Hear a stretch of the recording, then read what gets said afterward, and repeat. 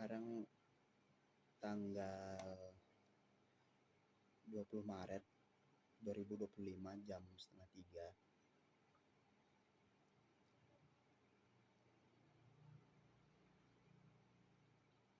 3. Aku ingin bercerita tentang perjalanan hidupku dulu lah. Bagaimana aku bisa sampai saat sekarang ini.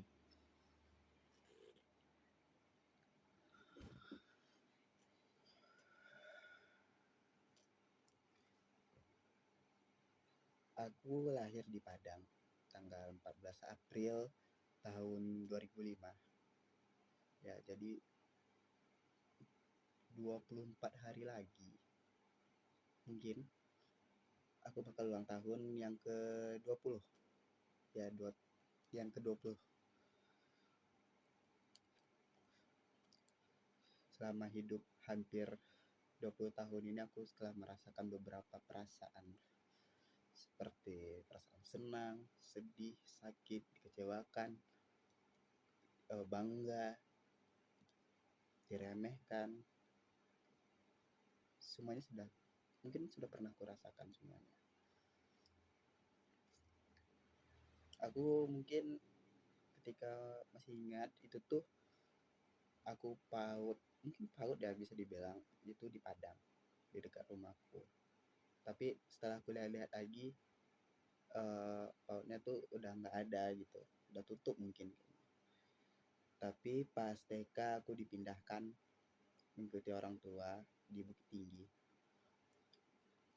Bisa dibilang di sana kehidupannya cukup berbeda karena cuaca yang sangat dingin. Jadi setiap aku ingin pergi ke sekolah itu sangat berat sekali. Sampai sekarang aku mungkin bisa dibilang nggak tahan dingin lah. Walaupun mungkin sudah 2 tahun ya aku hidup di cuaca seperti itu di Bukit Tinggi. Aku cuman 2 tahun di Bukit Tinggi, TK di sana, dan kelas 1 juga di sana, tapi hanya 1 semester mungkin. Pas di Bukit Tinggi itu aku nggak tahu lah yang dinamakan apa itu, rasa takut kepada seseorang yang lebih senior, dan juga mungkin perasaanku juga masih labil. Tetapi pada di Bukit Tinggi itu aku belajar juga dan mendapatkan beberapa pembelajaran berharga, mungkin dari teman, dari guru, dari orang tua juga. Dan di sana aku juga bertemu, mungkin bisa dibilang teman, yaitu ada 2 orang kembar yang namanya Dava dan Davi. Mereka itu adalah ayahnya itu teman dari ayahku gitu. Seperti bosnya di sana. Aku dikenalkan pada saat itu pas kelas 1 di rumah mereka. Aku sering diajak bermain ke sana, bermain PS, bermain Naruto. Dan di sana mungkin hubungan kami mulai dekat sampai aku pindah ke Pekanbaru. Di sana aku pertama sekolah di SD Anamiroh 1, mungkin cuma setahun 2 tahun. Dan tentang Dava Davi ini kami juga masih berhubungan begitu. Kami ini sering ketemu, sering bermain di rumahnya. Ya bisa dibilang pada saat itu aku memiliki teman yang berharga lah, walaupun tidak banyak. Dan juga mungkin karakterku di sekolah itu mungkin seperti ke narsis gitu, ingin mendapatkan perhatian dari orang lain.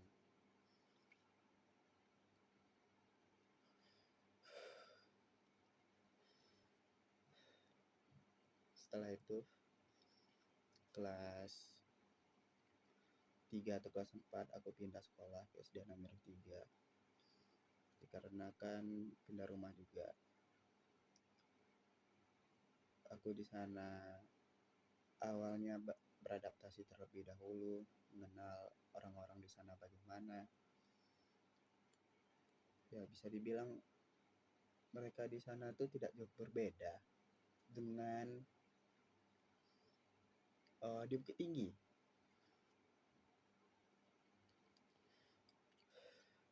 Di sana itu mereka baik bisa dibilang, dan aku juga mempunyai seseorang yang aku suka lah, mungkin masih tahap dalam suka. Kalau bisa diingat namanya itu Salsabila ya. Mungkin itu adalah hal yang bodoh yang pernah aku coba, yaitu berani mendekati dia tanpa aku tahu apa itu kayak hubungan khusus seperti itu. Tapi aku melihat mungkin ada jalan ya, kayak ingin lebih dekat lagi lah, tidak tidak hanya tidak sampai ke pacaran gitu, tapi hanya ingin lebih dekat lagi. Dulu aku orangnya pembohong ya, pembohong, nggak jelas, freak. Sampai sekarang sih masih freak, tapi aku jalani saja sampai aku pindah kelas 5 SD ke Padang lagi, dengan dikarenakan mengikuti orang tua.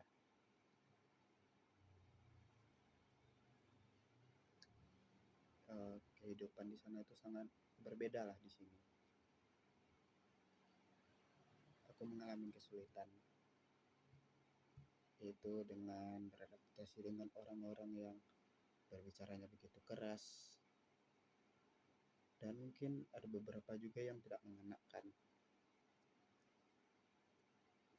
Sampai pembelajarannya juga aku tidak bisa mengikuti, karena aku mungkin masuk ke kelas 5 itu di SD 03. Aku ikut kelas paling terbaiknya lah di sana, dan aku selalu dapat ranking terakhir di sana. Dan kehidupanku pada saat itu sangat kacau, jujur saja. Sampai kelas 6 SD aku bertemu seseorang wanita. Mungkin wanita itu yang telah mengubah hidupku, yang menemaniku mungkin sampai 2 tahun, 3 tahun. Namanya Novalina Ramadhani. Sampai sekarang mungkin bisa dibilang masih bisa mengobrol. Aku suka kepadanya. Dan ada temanku juga namanya Naval, dia juga suka kepada dia. Tetapi anehnya itu ketika kami sudah lost kontak sebenarnya setelah lulus kelas 6 SD. Tapi kami ketemu lagi pas SMA. Tapi pas SMP aku mendapatkan pacar pertamaku yang namanya Faradila. Tapi sebelum itu aku juga pernah pacaran cuman 3 hari yang bernama Novi, karena mungkin aku hanya penasaran kepada dirinya, dan mungkin bisa dibilang kami tidak cocok. Setelah itu sudah putus, aku bertemulah Faradila ini. Mungkin bisa dibilang sebagai primadonanya di sekolah pada saat itu. Tapi aku memacari dirinya. Itu masih yang aku nggak bisa sangka-sangka sampai sekarang, jujur saja. Mungkin aku mengambilnya dari orang lain. Ya, aku mengambilnya dari orang lain. Karena pada saat itu mereka masih pacaran dan aku mencoba mendekatinya. Dan Faradila ini mungkin bisa dibilang luluh padaku. Dan kami jadian. Singkat cerita. Mungkin jika bisa dihitung hubungan kami 5-4 tahun, putus nyambung terus. Aku hanya pernah berjalan sama dia sekali saja, karena itu pun disuruh temanku Erik. Kami makan, tapi aku tidak bisa memulai percakapan sama dia. entah kenapa. Jujur saya, tapi itu adalah momen-momen indahku pas MTSN.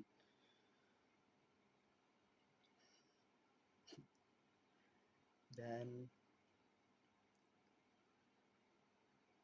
setelah MTSN aku tidak setelah MTSN aku bisa dibilang aku ini bisa dibilang monoton, tidak banyak sekali yang berubah dariku, yang aku bisa berkembang, dikarenakan mungkin aku tidak bisa melihat opportunity-nya di sana. Setelah itu bapakku menyuruhku masuk SMK penerbangan, yang awalnya aku sangat senang sekali. Tetapi setelah masuk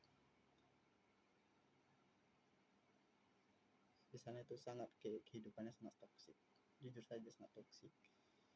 Tapi entah bagaimana caranya aku bisa bertahan di sana selama 3 tahun, itu sudah pencapaian yang luar biasa. Aku putus dengan Faradila ini pada kelas 2 SMK.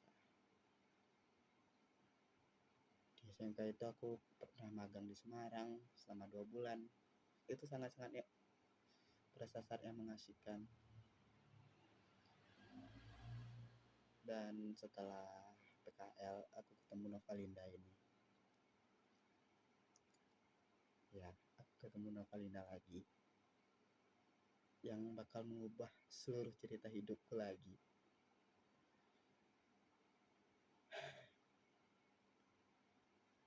Aku mulai dekat dengannya.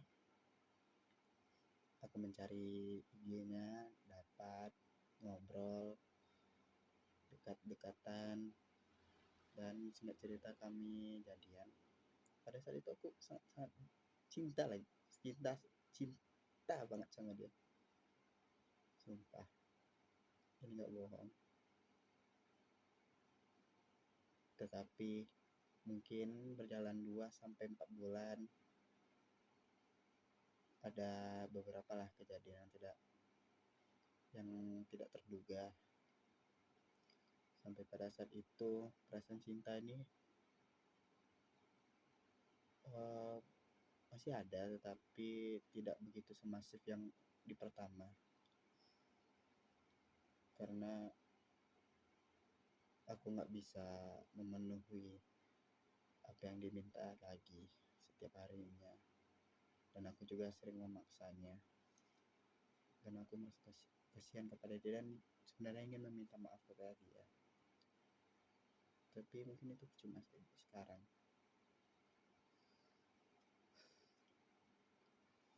Setelah itu kami putus setelah aku lulus SMK, setelah aku di Jogja. SMK aku di Jogja, berkuliah di Universitas Ahmad Dahlan. Ya, Universitas Ahmad Dahlan yang tidak kusangka-sangka bakal menjadi perlabuhanku selanjutnya setelah kuliah. Mungkin aku awalnya berpikir aku bakal kuliah di Padang, ya palingan di UNP atau di kuliah di mana di sekitar sini. Tapi untungnya orang tuaku menyanggupi. Tapi sebelum itu bapakku meninggal pas aku mau lulus kelas 2, tepatnya di bulan Juni. Sehari setelah aku libur di sekolah, aku masih tidur dengannya. Ya, aku masih melihat dia, aku masih berbicara kepada dia, tapi keadaannya sudah begitu kritis.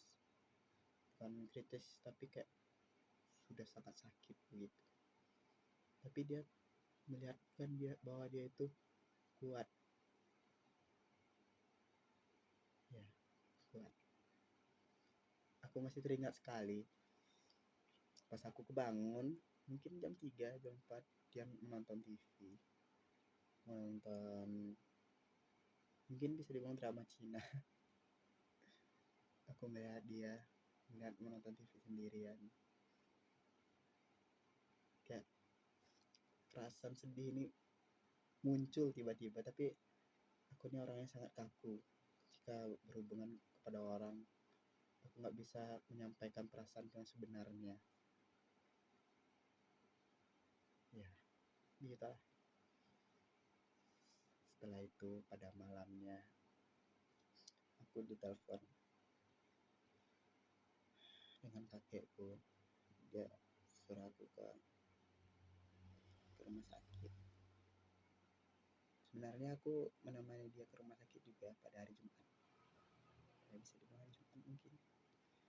Aku menemaninya ke rumah sakit, menunggu, dan setelah itu aku dibawa pulang lagi. Tapi malamnya aku diantar dan ketemu ibuku di luar, terus dia mengarahkanku.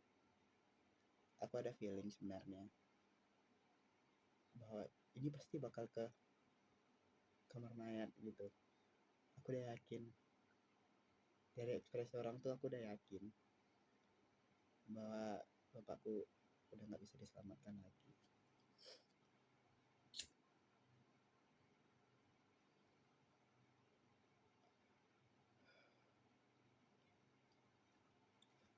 Tapi ya, semuanya kejadian. Pada malam itu aku menangis, tidak bisa membendungnya lagi.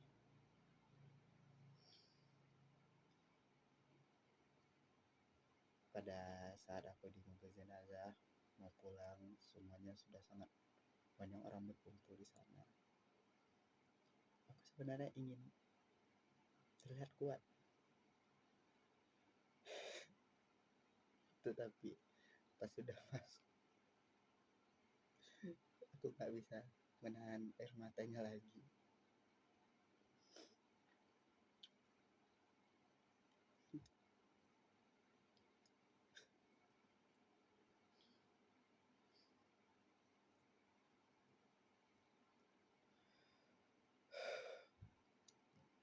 Pada sampai sekarang aku masih kaku orangnya, makanya aku buat video ini. Setelah itu besoknya disolatkan. Aku sebenarnya disuruh untuk menyolatkan, tapi aku nggak bisa. Ya, aku sebenarnya diajarkan agama dari dulu, semenjak SD, semenjak TK malahan, sejak aku lahir. Tapi aku tidak sanggup. Ya udah, setelah itu dia dimakamkan di Batu Sangkar, di Pagarui. Bukan Pagarui sih, tapi satu tempat di Batu Sangkar, di sebelah makam ibu dan bapaknya.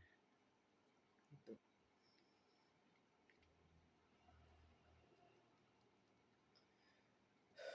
setelah itu aku lulus SMK, aku ke Jogja. Aku menemui orang-orang baru dengan cerita berbagai macam orang yang sangat-sangat unik. Mungkin aku berteman dengan berbagai orang. Pada saat pertama itu aku seperti anak polos yang selalu berisik di kelas itu, dan aku bisa dibilang mungkin apa ya, bisa dibilang aku ini kaget awalnya karena aku ditunjuk sebagai ketua kelas. Ya udah, aku mau, dan itu berterusan sampai saat sekarang ini. Ya mau bagaimana lagi, tapi aku sangat senang sebenarnya karena karena karena itulah aku berubah. Aku mengikuti organisasi kepanitiaan. Pada kepanitiaan pertama aku itu, awalnya aku berekspektasi ke divisi acara pertama itu pada saat milad FSBK, miladnya fakultasku. Tapi aku masih polos pada situ, tidak ngerti apa-apa, jadi aku dimasukkan ke divisi konsumsi. pada saat divisi konsumsi itu aku cukup kewalahan karena itu kepenelitian pertama aku juga. Aku belum mengerti apa-apa pada saat itu.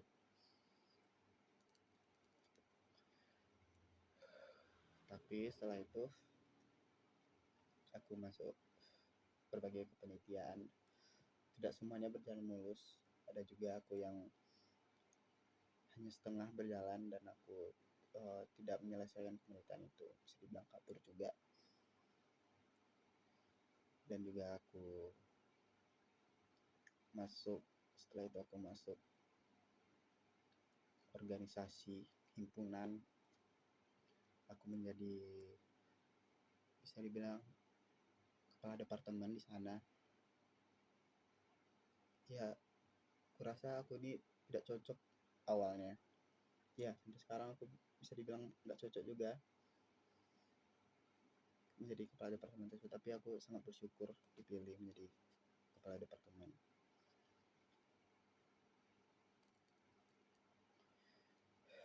Sampailah pada saat sekarang ini. Dan kedepannya aku ingin maju lagi. Mungkin aku bakal menjadi wakil ketua himpunan bersama temanku yang bernama Vito. Ya, semoga saja. Aku juga masuk organisasi HMI.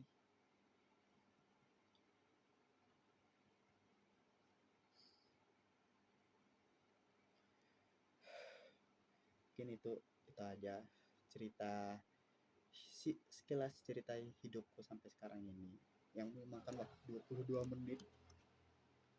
Mungkin nggak ada yang mendengarkan semuanya, tapi ini untuk diriku juga, untuk siapapun yang ingin mendengarkan ocehanku, cerita hidupku selama 22 menit ini. Terima kasih.